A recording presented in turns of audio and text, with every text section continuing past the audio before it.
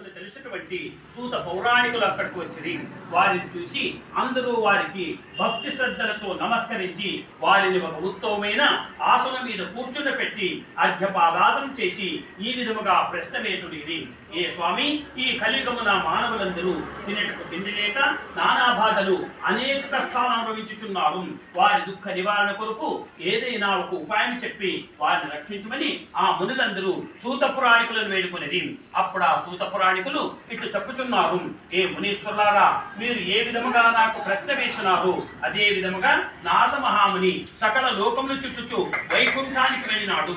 అక్కడ శంఖ చక్ర కళ పద్మ వనమాలలతో అలంకృతుడైన సృష్టికర్త అయిన శ్రీమన్ మహావిష్ణువుని చూసి నమస్కరించి ఇట్లు స్తోత్రము చేయుచున్నాడు, ఏ మహాత్మా, బ్రహ్మాది సమస్త దేవతలు కూడా నీ దివ్య రూపాన్ని గుణాన్ని తెలుసుకొనలేరు. ఇక నీ మాయామోహితులైన మానవులు నీ మహిమను తెలుసుకొనలేక అల్ప ఆహార, అల్ప ఆయుష్, ఇంకా అనేక విధములైన అనేక కష్టాలు పొందుతున్నారు. వారి దుఃఖ నివారణ కొరకు ఏదైనా ఒక ఉపాయం చెప్పి వారిని రక్షించమని నారదుడు శ్రీ విష్ణువును కోరుకొనెను. అప్పుడు భగవంతుడైన శ్రీమన్నారాయణుడు ఇట్లు వివరించుచున్నాడు, ఏ సర్వలోక సంచారి అయిన నారదముని పుంగవ, నీవు అడిగిన విషయము లోక హితార్థమగుచున్నది. ఆ లోక కళ్యాణమును కోరి అడుగుచున్నావు.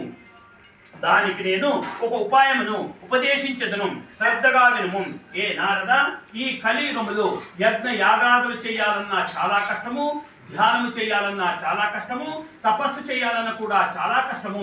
అందుకు ఒక సులభోపాయమైన కొద్దిగా కాలంలోనే కొద్దిగా పైకముతోనే అతి పుణ్యకరమైన ఒక వ్రతశ్రేష్టము కలదు.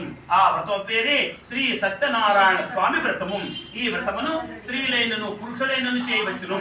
ఈ వ్రతమును భక్తి శ్రద్ధలతో ఆచరించువారు ఈ లోకమున సకల సౌభాగ్యమును అనుభవించిన వారై పరలోకమును కూడా మోక్షమును పొందుదురు అని చెప్పాను. ఆ మాటలు వినే నారద మహాముని మరలా అడుగుచున్నాడు, ఏ దామోదర, ఈ వ్రతము ఎటులో చేయవలేను? ఈ వ్రతము చేయటంలో నా ప్రయోజనమేమి? ఎప్పుడు చేయవలేను? ఎక్కడ చేయవలేను? అదంతయు సవిస్తారముగా తెలపాలని వేడుకొనెను. అప్పుడు శ్రీ మహావిష్ణువు ఇతను వివరించుచున్నాడు, ఏ నారద, ఈ సత్యనారాయణ స్వామి వ్రతము సకల దుఃఖములను తొలగించును, సకల సంపదలను వృద్ధి పొందడం చేయును, సౌభాగ్య వృద్ధి కలుగజేయును, సంతానము కలుగును, సర్వకాల సర్వస్థలములు యందు జయప్రదముగా నుండును.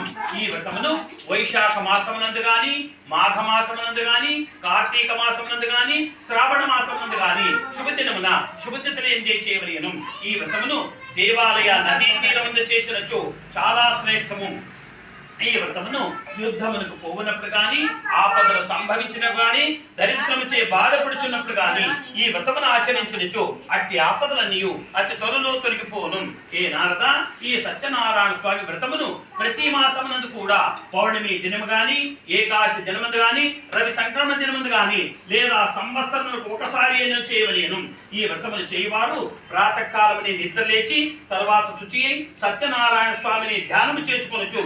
పూజాస్థలమును గోమయముతో అలికి 5 రంగుల చూర్ణములతో ముగ్గులు వేసి దానిపై ఒక ఆసనం పెట్టి ఒక కొత్త వస్త్రమును ఆసనంపై పరిచి దాని మీద యథాశక్తి బియ్యం పోసి దానిపై బంగారమిది గాని, వెండిది గాని, రాగిది గాని, లేదా తన శక్తిని అనుసరించి ఒక మట్టి కలశమైనను ఆ బియ్యంపై ఉంచి మరలా ఒక కొత్త వస్త్రమును ఆ కలశంపై వేయవలెను.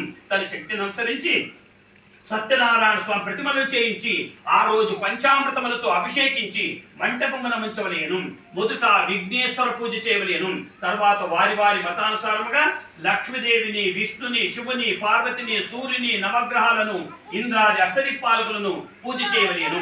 ఈ వ్రతమునకు అరటి పండ్లు, ఆవు నెయ్యి, ఆవు పాలు, గోధుమ నూక, చక్కెర అది దొరకనుచు బియ్యపు నూక, బెల్లం ఇవైన సేరుపావు తెచ్చి ఆ స్వామికి ప్రసాదం చేసి నైవేద్యం పెట్టవలేను. ఆ స్వామికి నైవేద్యం పెట్టిన పిదప బ్రాహ్మణులకు యథాశక్తి కొద్ది దక్షిణమిచ్చి శ్రద్ధగా కథను విని భక్తితో నృత్య గీతాదం జరిపించవలేను. ఈ విధములుగా 4 సంవత్సరములు చేసి ఆదిలో గాని, మధ్యలో గాని, కొనలో గాని ఉద్యాపనం చేసిన వారికి శ్రీ సత్యనారాయణ స్వామి అనుగ్రహంచే అఖండ ఆయురారోగ్య ఐశ్వర్యం కలిగి ఇహలోకములో ఉన్నంత వరకు సుఖంగా ఉండి అంతమున సాక్షాత్ సత్యలోకమునికే పోదని చెప్పిన కాందాపుర హిమాకండేన సత్యనారాయణ స్వామి వ్రతాకథయో ప్రథమోధ్యాయం సంపూర్ణం.